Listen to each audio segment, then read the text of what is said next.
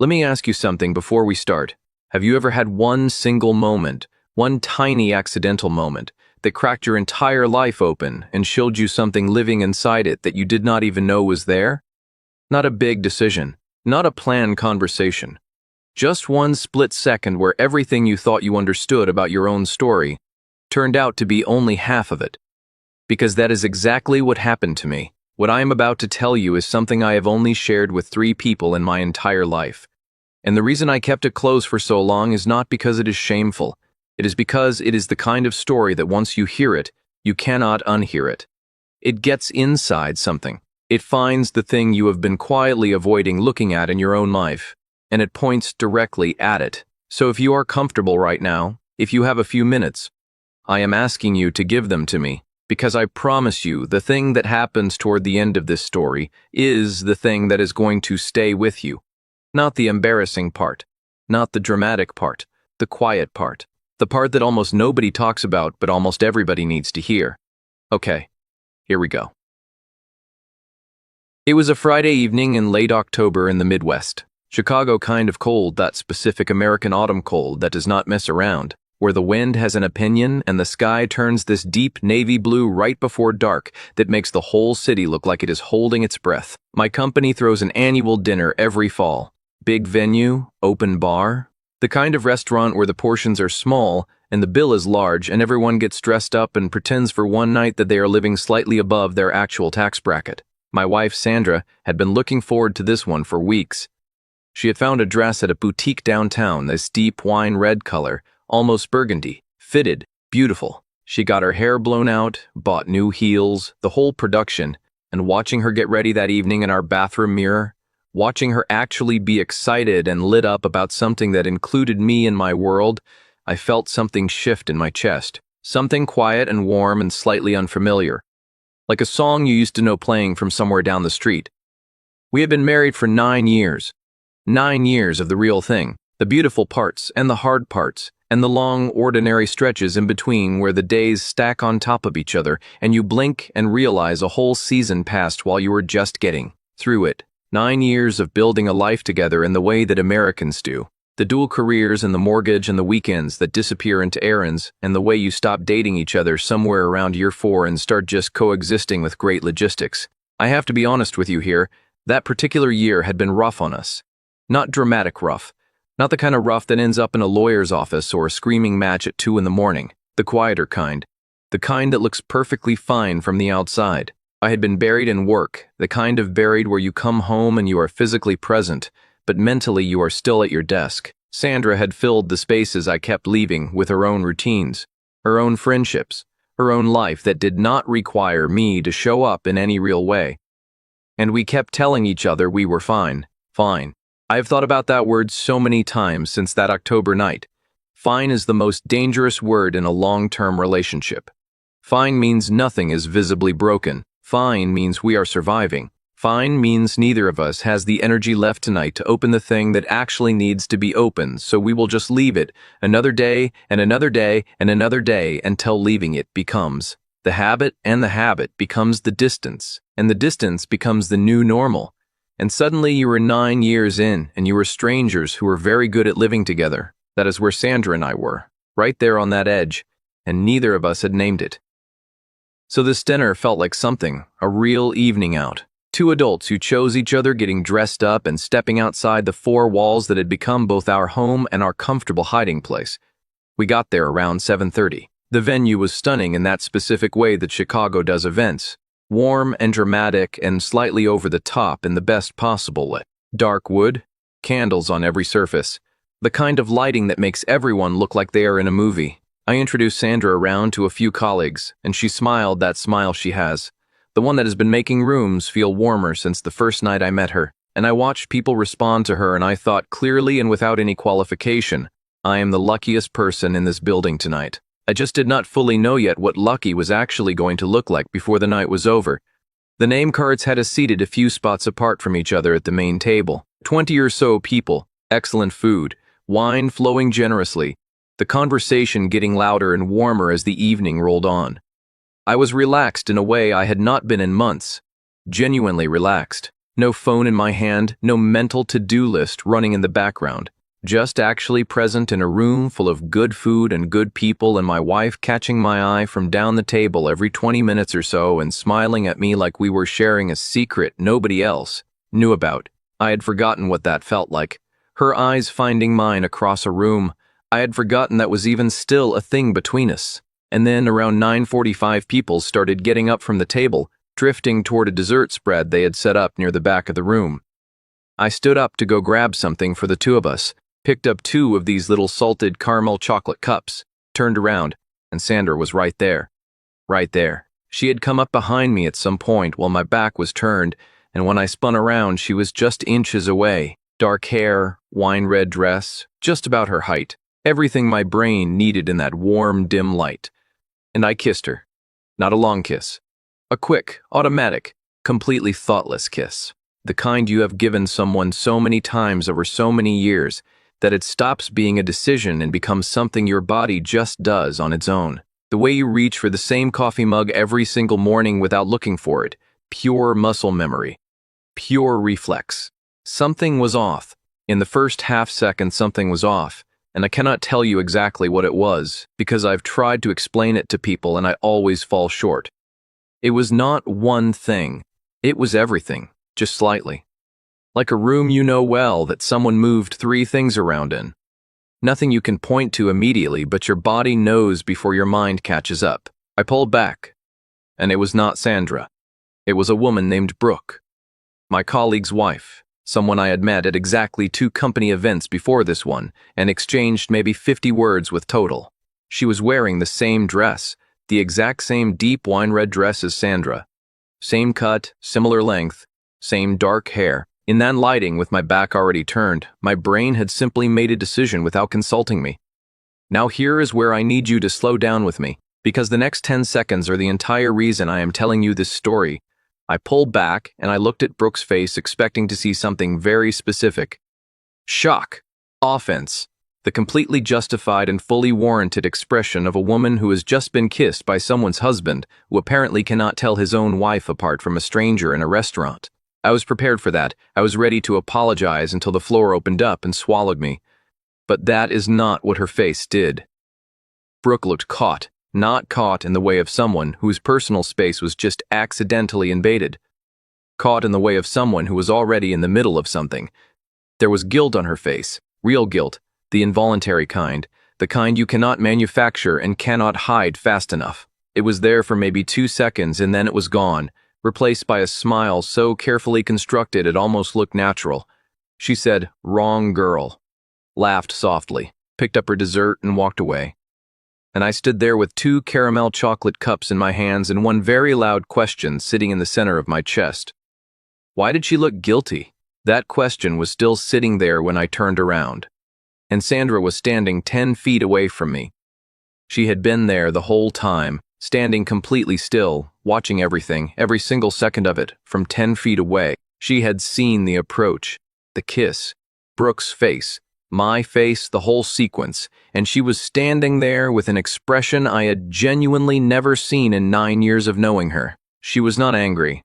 Let me say that again because I think you need to really hear it. My wife had just watched me kiss another woman at our company dinner, and she was not angry. And it was not the blank, dangerous calm of someone who is so furious they have gone quiet. It was something else, something I could not name. Her eyes were bright and a little glassy, and she was very still, and she looked like someone who had just heard news they were not expecting and did not yet know what to do with it, but knew deep in their chest that it mattered. I went straight to her, told her everything immediately. She said, "I know, I watched." And then she took both desserts out of my hands, set them down on a nearby table, took my hand in hers and said, "Can we step outside for a minute?" We went to the terrace off the back of the venue.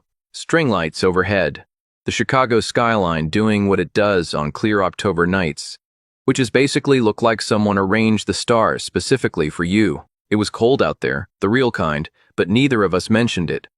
Sandra sat down on one of the benches and looked at me and said, "I need to tell you something." I sat next to her. My heart was doing something I did not have a name for. She said, "Brooke has been secretly meeting your colleague Marcus for the past 4 months."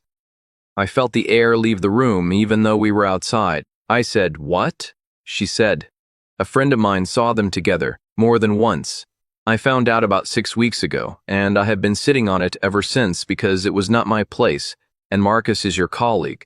And I just kept going back and forth on whether to say anything, and has been weighing on me every single day. And right then, in real time, standing on that terrace with the city glittering behind us, everything from the last 20 minutes rearranged itself into a shape that made complete sense, the guilt on Brooke's face. Not the guilt of someone caught in an honest mistake. The guilt of someone who has been carrying a secret and for 1/2 second thought the secret had just been touched. She had not felt violated. She had felt exposed. I sat with that for a moment. And then I looked at Sandra, and I asked the question I could not hold inside any longer. I said, "Why did you look like that when you were watching? You were not angry. You looked like something in you just relaxed. Why?" Sandra was quiet for a long time, long enough that the city filled the silence for us. Long enough that I started to feel the cold. And then she looked at me, and she said, "Because of the look on your face when you pulled back." I did not understand. I told her that. She said, "When you realized it was not me, you changed completely. Your whole face just fell open. And then you turned around and you were looking for me. Not looking around, looking around. Looking for me. And when you found me standing there, your face did something that I have not seen it do in a really long time." She stopped, pressed her lips together. "You looked at me like I was the thing you needed to find. And Marcus, he stopped looking for me like that somewhere around year 5. And I did not realize until just now, watching you from 10 feet away, how long I have been waiting for you to look for me again, how much I needed to know that you still would. 9 years of marriage and I had never been broken open like that, because she was right. In that moment of pure embarrassment and confusion, before my brain had any say in the matter, my body turned around and looked for Sandra, and when my eyes found her in that room, I remember exactly what moved through me. Every wall I had spent a year building came down in about half a second. All the armor, all the managed distance, all the careful, I am fine performance of a man who had stopped letting himself be fully seen even by the person who had the most right to see him, all of it just dropped. And she had been standing right there watching it happen. We stayed on that terrace for a long time, long after the dinner wrapped up inside. And we talked the way we had not talked in years, not about schedules or finances or the logistics of being 2 working adults in an expensive American city. We talked about the actual things, the things you stop saying when you get busy and tired and comfortable. She told me what she had been carrying quietly. I told her what I had been too proud and too afraid to name out loud, about feeling the drift, about missing her in the specific, painful way you can miss someone who is right there, about being scared that what we had was slowly becoming what we once had, and neither of us was going to say it until it was too late. She cried on that terrace. So did I. 2 adults in dress clothes on a cold Chicago night crying under string lights because the truth finally had enough room to come out. As for Marcus and Brooke, that whole situation surfaced publicly about a month later. It was not a graceful ending. Watching it happen, watching what secrets and distance and quiet dishonesty do to something that was supposed to be built to last, it made me hold Sandra's hand in a different way. Not anxious. Intentional. The way you hold something when you understand for the first time, really understand, what it would feel like to not have it anymore. We made a change after that night. Simple American, completely undramatic, but also the most important thing we have done in years. Every Sunday morning before the week starts, we put our phones in another room, and we sit at our kitchen table with coffee, and we ask each other one question. Just one. What is something you have been feeling this week that you have not said out loud yet? That is it. One question. Every Sunday. It sounds like nothing.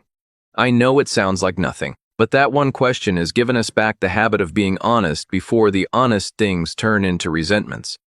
Before the unsaid things become the distance. Before the distance becomes so familiar you stop noticing it. 9 years in the Midwest, in an ordinary house on an ordinary street, in the middle of an ordinary American life, we fell back in love. Not the newness kind. The other kind. The kind that does not get talked about enough because it is not photogenic and it does not fit on a highlight reel. The kind that comes from choosing someone after you have already seen all the ways they are difficult, and all the ways they disappear, and all the ways they are nothing like the person you imagined in the beginning, and choosing them anyway. The kind that is less of feeling and more a daily act of courage. The kind you have to keep deciding to have. And all of it, every single piece of it, came from an accidental 2-second kiss in a dimly lit restaurant because two women wore the same dress to the same dinner. I have thought a lot about what this story is really about, and I keep landing in the same place.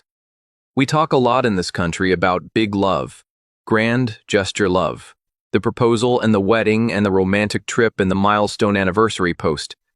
But we do not talk nearly enough about the quiet kind of losing someone, the way two people can share a zip code and a last name and a Netflix password and still be completely alone in the most fundamental sense. The way fine can become the ceiling of a marriage instead of the floor. And nobody warns you. Nobody tells you that the most dangerous distance is not the one you can see. It is the one that builds so slowly and so quietly that you look up one day and realize you cannot remember the last time you were actually found by the person you love. So here is what I want to leave with every single person watching this right now. Wherever you are in America tonight, whatever city, whatever house, whatever relationship you are in or have been in or are hoping for. This is the thing. Stop waiting for the accidental kiss. Stop waiting for the dramatic crack that forces the conversation. Go home tonight and look for your person. Actually look. The way you used to before the years got heavy, the way your face does it when your guard is completely down and you forget you are supposed to have one. Tell them the thing you have been folding up small and storing somewhere quiet inside yourself. Because today has not been the right day to say it, and tomorrow will probably not be either unless you decide it is. Be findable and go find them. Because the greatest love story most of us will ever live is not the beginning. It is the part where you both could have stopped choosing each other and you didn't. It is the part where life got loud and heavy and exhausting and you turned around in the middle of all of it and looked for each other anyway. That is the part worth fighting for. Sandra and I are still fighting for it. Every Sunday morning. One question at a time. And if you stuck with me until the very end of this, I want you to know something. The fact that you are still here tells me something about you. It tells me you care about this, about love done honestly, about relationships built on truth instead of comfort, about the courage it takes to really be seen by another person. So go be seen tonight. Your person is right there, and they have been hoping you would turn around and look for them for longer than either of you probably realize.